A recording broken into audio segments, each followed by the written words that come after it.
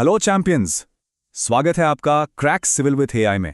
यह है आपका ultimate weapon TNPSC AE, SSC JE, RRB JE, GATE और ईएसई जैसे एग्जाम्स क्रैक करने के लिए, वो भी स्मार्ट एआई पावर्ड एक्सप्लेनेशंस के साथ। अच्छा, अगर आप इस चैनल पर नए हैं या अब तक सब्सक्राइब नहीं किया है तो फटाफट वो लाल सब्सक्राइब बटन दबा दीजिए, बेल आइकन को प्रेस करके ऑल नोटिफिकेशंस ऑन कर लीजिए ताकि कोई भी हाई लेक्चर जो आपकी रैंक बदल सकता है वो आपसे मिस ना हो। तो चलिए, आज हम स्ट्रेंथ ऑफ मटेरियल्स की एक बहुत ही फंडामेंटल टॉपिक यानी सेंट्रॉइड पर एक मास्टर क्लास करते हैं। तो देखिए, आज हम इन 5 पॉइंट्स को एक एक करके समझेंगे। सबसे पहले देखेंगे सेंट्रॉइड का गोल्डन रूल क्या है। फिर इस आइडिया को समझेंगे कि क्षेत्रफल एक चुंबक की तरह कैसे काम करता है।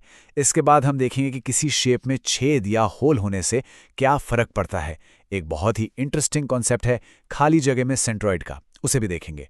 और आखिर में हम कुछ की फॉर्मूलाज पर नजर डालेंगे जो एग्जाम के लिए बहुत जरूरी हैं। तो आप पूरी तरह तैयार हो जाएंगे। चलिए शुरुआत करते हैं सबसे बेसिक प्रिंसिपल से जो किसी भी सेंट्रॉइड की लोकेशन को तय करता है।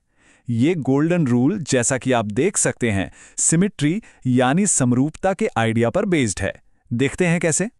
तो सबसे पहला सवाल, ये सेंट्रॉइड आखिर है क्या चीज? देखिए, सिंपल शब्दों में ये किसी भी शेप या एरिया का ज्योमेट्रिकल सेंटर है। आप इसे ऐसे भी सोच सकते हैं कि अगर आपने किसी गत्ते से कोई शेप काटी है तो सेंट्रॉइड वो पॉइंट होगा जहां आप उसे अपनी उंगली की नोक पर परफेक्टली बैलेंस कर सकते हैं। और सबसे जरूरी बात जो याद रखनी है वो ये है कि सेंट्रॉइड सिर्फ शेप की ज्योमेट्री की प्रॉपर्टी है। इस बात से कोई लेना देना नहीं है कि वो किस मटेरियल से बनी है। अब जरा यहां ध्यान दीजिए। लेफ्ट साइड में क्या है? एक सिंपल सा रेक्टेंगल। इसमें सिमेट्री की 2 एक्सिस होती हैं, एक हॉरिजॉन्टल और एक वर्टिकल। तो इसका सेंट्रॉइड, अरे वो तो बस जहां ये दोनों एक्सिस इंटरसेक्ट करती हैं वहीं पर होता है। पता लगाना बहुत आसान है। लेकिन अब राइट साइड पर देखिए, ये एक टी सेक्शन है।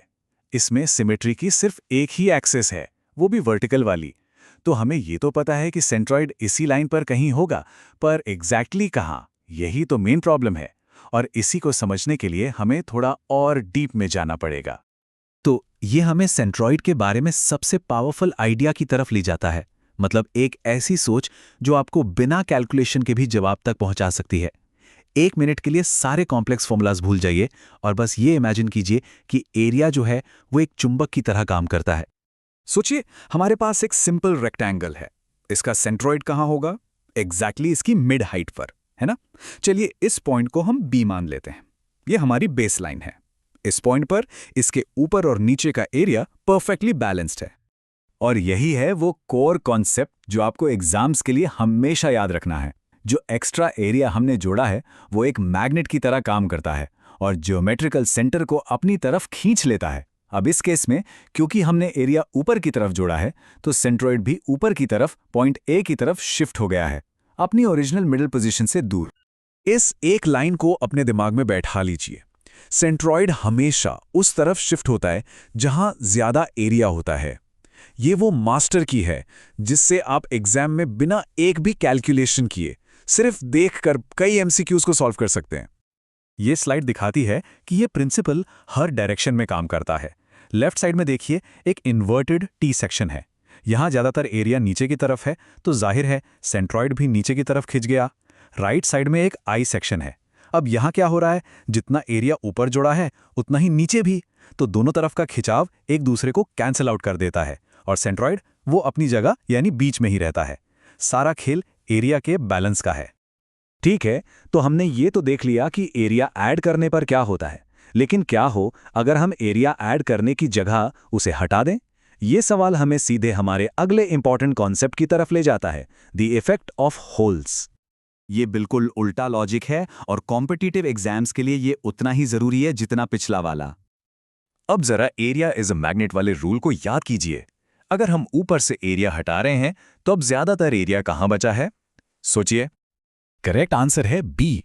देखिए, जब हमने ऊपर से एरिया हटा दिया तो हमने बैलेंस को नीचे की तरफ शिफ्ट कर दिया। तो इसका मतलब सेंट्रॉइड उस होल से दूर धकेला जाता है, यानी नीचे की तरफ। ये क्लासिक एमसीक्यू सिनेरियो है जहां ये पुश पुल की समझ आपको गलत ऑप्शंस को तुरंत एलिमिनेट करने में मदद करेगी।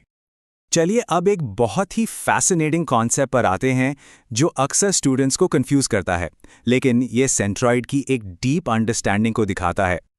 और ये हमें एक बहुत ही इंटरेस्टिंग सवाल पर लाता है जो अक्सर कंफ्यूजन पैदा करता है। क्या सेंट्रॉइड ऐसी जगह पर एग्जिस्ट कर सकता है जहां कोई फिजिकल मटेरियल ही ना हो? जरा एक खोखली शेप के बारे में सोचिए, जैसे एक सी सेक्शन या एक पाइप। उसका ज्योमेट्रिकल सेंटर कहाँ होगा?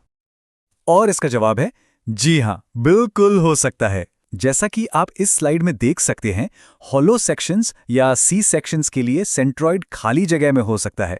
ऐसा इसलिए क्योंकि भले ही बीच में एक होल हो, पर ओवरऑल ज्योमेट्री तो अभी भी सिमेट्रिकल हो सकती है, जो बैलेंस पॉइंट को उस खाली जगह में रख देती है। तो अल्टीमेट टेक अवे क्या है? वो ये है कि सेंट्रॉइड ज्योमेट्री की प्रॉपर्टी है, मटेरियल की नहीं। सेंट्रॉइड को सिर्फ शेप की बाउंड्रीज से मतलब है, इस बात से नहीं कि उसके अंदर क्या है। चलिए अब इस डिस्कशन को रैप अप करते हैं। 2 इंपॉर्टेंट फॉर्मूलाज देखेंगे और ये भी देखेंगे कि हमारा इंट्यूशन, हमारी समझ उन्हें कैसे कंफर्म करती है। चलिए अब 2 क्लासिक शेप्स को देखते हैं, ट्रायंगल और सेमी सर्कल। पहले ट्रायंगल की बात करते हैं।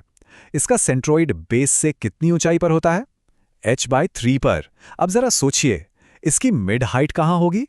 वो तो h/2 पर होगी, है ना? अब क्योंकि h/3 h/2 से छोटा होता है, ये फॉर्मूला हमारे इंट्यूशन को, हमारी समझ को कंफर्म करता है। मतलब जो चौड़ा बेस है वो सेंट्रॉइड को नीचे खींच रहा है। एग्जैक्टली वही बात। अब सेमी सर्कल को देखिए। इसका सेंट्रॉइड होता है 4r/3π पर, जिसकी वैल्यू लगभग 0.424r आती है। और इसकी मिड हाइट क्या होगी? वो तो r/2 होगी, यानी 0.5r। तो यहां भी सेंट्रॉइड मिड हाइट से नीचे है।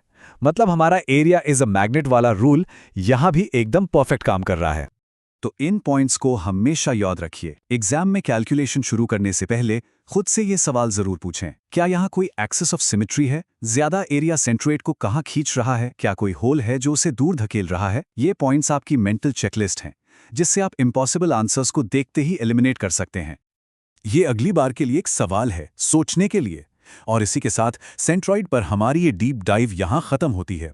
अगर इस डिस्कशन से आपको मदद मिली तो लाइक बटन को स्मैश जरूर कीजिए। इससे मुझे और भी ऐसे डिटेल सेशंस बनाने का मोटिवेशन मिलता है। कमेंट सेक्शन में अपना सबसे बड़ा डाउट लिखिए या बताइए कि अगला टॉपिक कौन सा होना चाहिए। मैं उसे जल्द ही कवर करूंगा। और हाँ, इसे अपने उन दोस्तों के साथ शेयर जरूर करें जो तैयारी कर रहे हैं। चलिए इन एग्जाम्स को मिलकर क्रैक करते हैं। और याद रखिए, कंसिस्टेंसी बीट्स टैलेंट। देखते रहिए, प्रैक्टिस करते रहिए। You've got this। मिलते हैं अगले हाई यील्ड लेक्चर में। जय हिंद।